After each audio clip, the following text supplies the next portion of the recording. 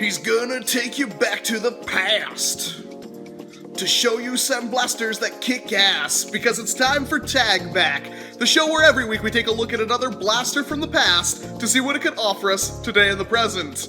And this week, it's no spoiler, you've seen the thumbnail, you've read the title of the video, it's time we finally take a look at the Proto Rapid Strike, better known as the Stampede ECS. The Stampede was the pay-to-win option. It was insanely powerful, very versatile.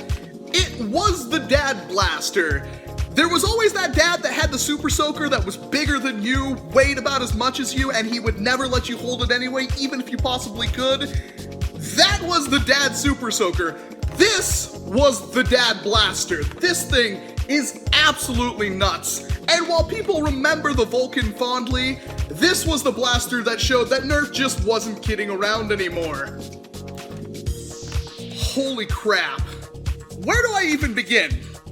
How much do you have to thank to this blaster? Well, it was the first blaster that included the 18-round stick mag, which, before that, all you could really get was a 6-rounder. Yeah, it came with a 6-rounder too, because it could, but it was the birth of the 18-round magazine. On top of that, it was full auto. On top of that, it was an assault rifle, and overall, it looks pretty cool. It's not exactly my favorite with these weird kind of geary things that kind of ruin the outside aesthetics, but it is a really cool looking blaster. The silhouette is absolutely awesome. It's too bad it took 6D batteries to run. But if the batteries didn't scare you away, the Stampede had a lot to offer, and it came in a couple of different flavors. It came in the standard N-Strike Yellow, and then it came in the Sonic Green, which is absolutely phenomenal. And there is kind of a rarer option, which is the one that reads Stampede ECS 50. So this blaster has a little bit of a backstory.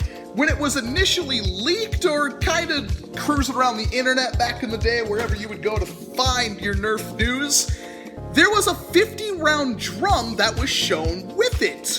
And while I don't think a physical representation of this 50-round drum ever existed, the patents are available online. You can find the patents and look at what they planned on coming out with, hence why that blaster is called the Stampede ECS 50. Why does that one actually say it? I have no idea. But there wasn't exactly meant to be, because after that, of course, it came out with 3 18-rounders and a 6-mag, because why not?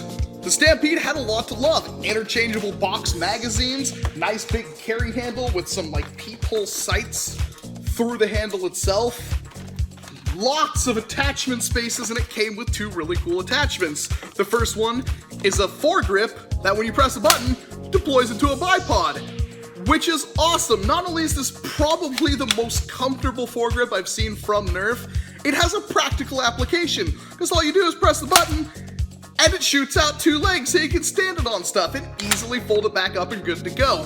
Very, very useful. Something not so useful was the shield. A lot of people may disagree with me on that, but it was a shield that went on top of your blaster like this, so if you were going behind cover, yeah, nobody could really hit you because you'd be looking through this gate right here and you'd be shooting at people and you'd be OP as crap, because that's what the Stampede was. It was OP. It was the blaster where if you wanted to be the envy of all your friends and absolutely piss off the guy that actually had a Vulcan, this was the thing you wanted. It outranged it, it outgunned it, it outlooked it. It was just the best. The Stampede has a pretty crazy firing mechanism as well. It's a fully automatic blaster, but it's pneumatic. It works just like a Recon that can prime itself with electricity. There's a motor, there's a gearbox, there's a plunger, and there's a plunger rod that's going to have gear teeth on it. It pulls that plunger rod back. Once it reaches a certain point, it lets it slip forward, and that flings the dart out the barrel and then repeats the process. So if you want to modify this thing, you can give it a better battery, a better spring, and of course, you can give it a brass breech, which is insane for a blaster like this. And it's capable of hitting up to 130 feet, if not more. The main issue with all that is that the gearbox in this thing is plastic, which sucks because it is going to break eventually, and then you have no more worky blaster and you waste a lot of time and effort on nothing. That being said, It still looks really cool, it still fires well, it's just not really that competitive because things like the Rapid Strike exist. I would argue this is going to be far more accurate than any flywheel blaster, but getting one to the right conditions and specifications is so difficult, you might as well not even do it, because the Rapid Strike's a thing and that takes no effort whatsoever to get up to super stock ranges.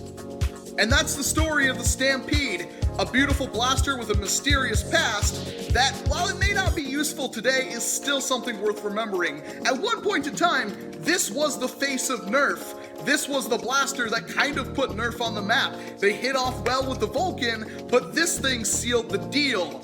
Then they came out with the Elite line just a little while later and completely killed any reason to ever use one of these. If you find one at a thrift store, which they pop up pretty often, and you want to gamble with the fact it might not work, it may be worth picking up, but they're usually pretty expensive at thrift stores because that's a lot of plastic and people behind the counter aren't going to know if it's any good or not. So keep that in mind. I've got 3 of them myself and I've passed up several before. It's honestly not really worth putting too much time into unless you're very much dedicated to the Stampede. Otherwise, it might just look better on your wall. A beautiful blaster, mysterious past, but not a whole lot worthwhile today, unfortunately. What do you think about the Stampede? Do you want one? Do you remember it fondly? Or do you just not see any use for it anymore and you were kind of always a Maverick pistol guy? Let me know what you think about this beautiful blaster down in the comment boxes below. And of course, if you like the Stampede, hit that like button. And if for some reason you hate it, the dislike button is there for you as well. Although you're an idiot. I'm Wacom S7. Here's 2 more videos you can check out if you like what I do. Well, yeah, there we go. Right between my massive Stampede boner. And of course, if you want to see next week's tag back, the easiest way to do that is to hit the subscribe button. What could I possibly do next week? Thank you very much for watching, and I hope to see you in an entirely different video.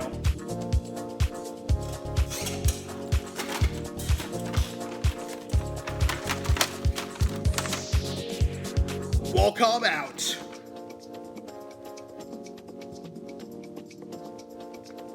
Who is your daddy and what does he do?